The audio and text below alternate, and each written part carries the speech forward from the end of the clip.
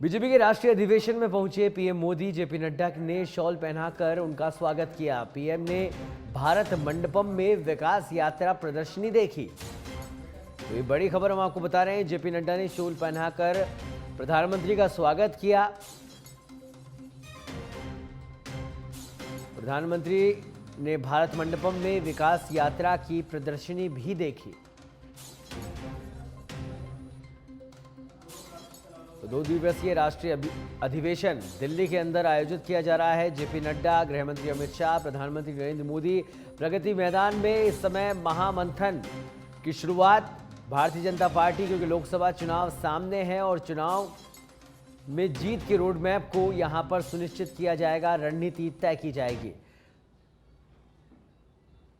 तो अधिवेशन में 400 पार का लक्ष्य, जिस पर चर्चा आज की जाएगी, रणनीति बनाई जाएगी। प्रगति मैदान में स्थित भारत मंडपम में अधिवेशन का आगाज प्रधानमंत्री नरेंद्र मोदी, राष्ट्रीय अध्यक्ष जेपी नड्डा, गृह मंत्री अमित शाह और तमाम दिग्गज नेता इस समय भारतीय जनता पार्टी के इस अधिवेशन में शिरकत करने के लिए दिल्ली पहुंचे हुए हैं। आपको बता दें, राजस्थान से भी सूबे के मुखिया भजन लाल शर्मा, जो कि दिल्ली दौरे पर हैं, इस अधिवेशन में शिरकत करेंगे।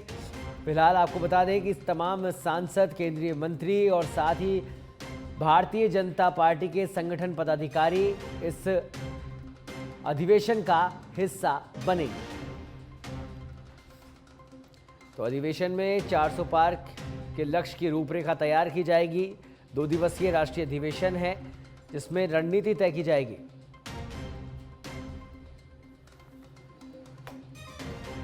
तो आज से इस राष्ट्रीय अधिवेशन का आगाज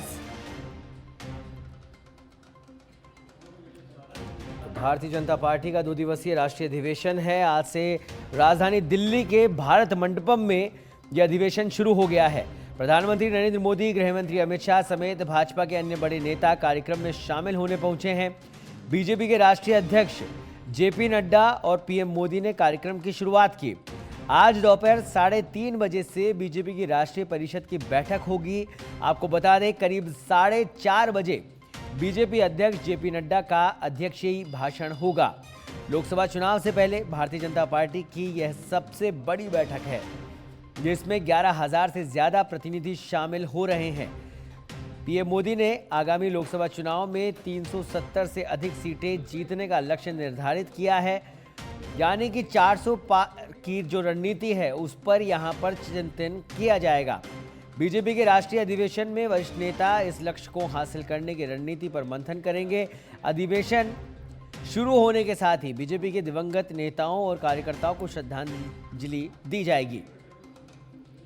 आपको बता दें, इसके बाद पहला प्रस्ताव लाया जाएगा, जिसमें मोदी सरकार की उपलब्धियों और विकसित भारत बनाने की दिशा में किए जा रहे प्रयासों का जिक्र होगा। रात 7:45 बजे के करीब वर्तमान और आने वाले दिनों के कार्यक्रमों के बारे में वीडियो प्रेजेंटेशन दिखाया जाएगा। रात 9 बजे सांस्कृतिक कार्यक्रम होंगे। राष्ट्रीय अधिवेशन के दूसरे दिन यानी कि रविवार को सुबह 10 बजे वीडियो प्रेजेंटेशन होगा। इसके बाद राम मंदिर प्राण प्रतिष्ठा पर प्रस्ताव लाया जाएगा। कल दोपहर 12:30 बजे राष्ट्रीय अधिवेशन का बयान जारी होगा।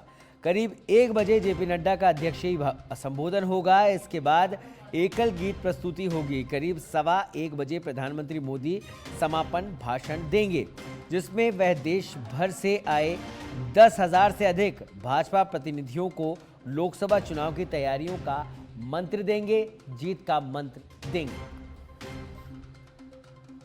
तो फिलहाल लोकसभा चुनाव में जीत की रणनीति के साथ रोड मैप तैयार किया जाएगा। दिल्ली में महामंथन का आगाज प्रधानमंत्री नरेंद्र मोदी, गृह मंत्री अमित शाह और राष्ट्रीय अध्यक्ष जेपी नड्डा की अगुवाई में आगाज कर दिया गया है। अधिवेशन का 400 पार लक्ष्य की रूपरेखा इस अधिवेशन के माध्यम से तय की जाएगी। फिलहाल आपको बता दें कि हजारों की संख्या में इस अधिवेशन का हिस्सा बनने के लिए भारतीय जनता पार्टी के कार्यकर्ता, पदाधिकारी दिल्ली पहुंचे हुए हैं। बीजेपी के दिग्गज नेता इसमें शामिल होंगे। तमाम केंद्रीय मंत्री, संगठन के पदाधिकारी इसमें शिरकत करेंगे। और इस खबर पर अधिक जानकारी के लिए हमारे साथ जुड़ गए हमारे विशेष संवाददाता लाल सिंह फौजदार। लाल सिंह, महाअधिवेशन जिसका आगाज हो चुका है, महामंथन किया जा रहा है, पूरे देश से कार्यकर्ता इसमें हिस्सा लेने के लिए पहुंच रहे हैं। क्या कुछ अपडेट इस कार्यक्रम को लेकर और 400 पार की रणनीति को लेकर क्या कुछ जानकारी? देखिए सौरभ, बिल्कुल ये अहम मीटिंग है। राष्ट्रीय परिषद की मीटिंग है। इसमें तमाम देश भर के पदाधिकारी, जनप्रतिनिधि, कार्यकर्ता मौजूद हैं। जो अपेक्षित है मौजूद है। करीब 1150 से अधिक पदाधिकारी, कार्यकर्ता जनप्रतिनिधि में शिरकत कर रहे हैं। तमाम जो भाजपा शासित राज्य उनके सीएम हैं वो मौजूद है, प्रदेश अध्यक्ष मौजूद है, महामंत्री मौजूद है और तमाम जो हर राज्य में जो राष्ट्रीय परिषद के सदस्य होते हैं वो मौजूद है। इस दौरान चूंकि सबसे जो अहम मकसद है सौरभ, वो यही है कि कैसे लोकसभा का जो चुनाव है, देश का सबसे बड़ा चुनाव आगे आना है और एक बार फिर हैट्रिक लगाने की जो लक्ष्य के साथ भाजपा आगे बढ़ रही है, उसको कैसे पूरा किया जाए। और चूंकि लगातार पीएम मोदी कह रहे हैं कि 370 भाजपा और 400 पार एनडीए, तो ये जो एक बड़ा विराट लक्ष्य पार्टी ने अपने आगे रखा है, उस विराट लक्ष्य को कैसे हासिल किया जाए, इस पर रणनीति बनेगी। किन मुद्दों के साथ आगे बढ़ा जाए, इस पर गहन चर्चा होगी। राष्ट्रवाद की बात भाजपा हमेशा से करती रही है। राष्ट्रवाद है, हिंदुत्व है, विकास है, ये तीन जो उनके कोर मुद्दे हैं, इनको लेकर पार्टी आगे ही चलती है। और इसके साथ ही इन 2014 और 2019 के कार्यकाल में जिन योजनाओं के दम पर या जिन फैसलों के दम पर पार्टी ने सरकार ने अपना कद बढ़ाया है, देश में नहीं बल्कि दुनिया में अपनी एक पहचान बनाई है, उनको कैसे अब जनता के बीच पहुंचा कर ये साबित किया जाए या ये बताया जाए कि जिन आकांक्षाओं के साथ आपने सरकार को चुना, उन पर हम खरा उतरने का प्रयास कर रहे हैं। चाहे वो धारा 370 को हटाने की बात हो, राम मंदिर के भव्य निर्माण की बात हो, ट्रिपल तलाक की बात हो और बाकी तमाम जो जन कल्याणकारी योजनाएं पीएम मोदी के कार्यकाल में हुई है, उनको लेकर जनता के बीच जाना है। लगातार आपने देखा होगा बहुत अभियान चल रहे हैं सौरभ, चाहे वो 3 करोड़ लखपति दीदी बनाने का लक्ष्य अभी दिया गया है, ये इसके साथ ही शक्ति वंदन अभियान के तमाम जो मल्टीपल योजनाओं से लाभान्वित महिला उनसे संपर्क किया जा रहा है। पीएम किसान निधि की केवाईसी करनी और घर घर जाकर के भी 11.5 लाख किसानों से घर जाकर उनको केवाईसी करने का लक्ष्य दिया गया है। लाभार्थियों से संवाद, किसानों से संवाद, युवाओं से संवाद। अभी आपने देखा होगा गाँव में जो रात्रि विश्राम के कार्यक्रम बने थे, रात्रि प्रवास के कार्यक्रम बने थे नेताओं के देश भर में, गाँव चलो के तहत नेताओं ने रात्रि विश्राम किया, वहां चर्चा की। तो गाँव को साधना है, युवाओं को साधना है, महिलाओं को लगातार जो उनका प्रतिनिधित्व बढ़ता जा रहा है उसको आगे बढ़ाना है। इस कड़ी में देखते हुए एक रणनीति तैयार होगी, किस तरह चुनाव का जो रोड मैप है वो तैयार होगा, किन मुद्दों पर फोकस करना है, विपक्ष के काउंटर का जवाब किस तरह देना है। क्योंकि मोदी जैसे कल भी आपने उद्बोधन देखा होगा सौरभ, तो उन्होंने कहा हमारी 4 जातियां हैं, महिला, युवा, किसान और गरीब।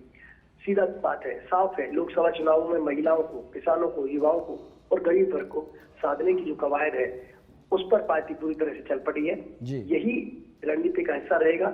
अब जैसा कि क्योंकि पूरे जो तमाम भाजपा के कार्यकर्ता हैं वो मौजूद हैं, वो कार्यकर्ता जिनके कदमों पर दायित्व पार्टी को आगे बढ़ाने का, या जनप्रतिनिधि जो सरकारों में काम कर रहे हैं, तो अब एक विस्तृत योजना के साथ सौरभ, एक विराट योजना के साथ किस तरह धरातल पर योजनाओं का असर दिखे और उसका फर्क चुनाव में नजर आए। क्योंकि 400 पार का लक्ष्य है, तो आपको कई जगह दक्षिण में की बात हम करें तो अभी आसान नहीं है। दक्षिण में अभी भी पार्टी के लिए कमल खिलाना कई राज्यों में बहुत आसान सफल नहीं कह सकते, तो वहां के लिए अलग रणनीति बनेगी। पश्चिम बंगाल के लिए अलग रणनीति तैयार की जाएगी। अपने जो ये राज्य उत्तर भारत के राज्य, राजस्थान है, मध्य प्रदेश है, हरियाणा है, दिल्ली है, गुजरात है, इनको लेकर एक अलग रणनीति के तहत काम किया जाएगा। जो टफ सीट है, जिनको पार्टी मानती है टफ हो सकती है, उन पर क्या रणनीति हो सकती है, क्या बड़े दिग्गज चेहरों को वहां उतारा जाएगा। जैसे दक्षिण में एक पार्टी नया प्रयोग कर रही है जो साउथ के स्टार है, क्योंकि साउथ के जो स्टार है उनका एक बड़ा ऑरा होता है, लाइक करते हैं लोग, तो उनको पार्टी से जोड़ने का अभियान चलाया जा रहा है।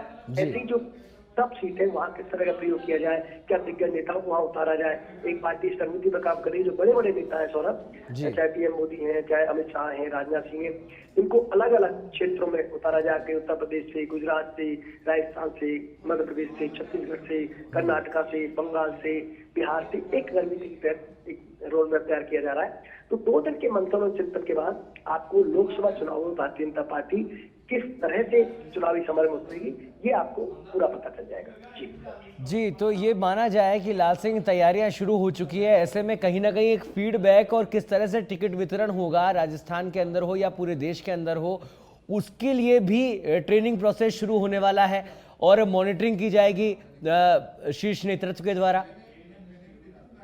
देखिए बिल्कुल ये लगातार चल रहा है सौरभ जी, काम आपका ठीक चल रहा है काम, फीडबैक तो लिया जा रहा है। मॉनिटरिंग हर कार्यकर्ता के काम से होती है पार्टी में, तो नेता जनप्रतिनिधि उससे अछूते नहीं रहते हैं।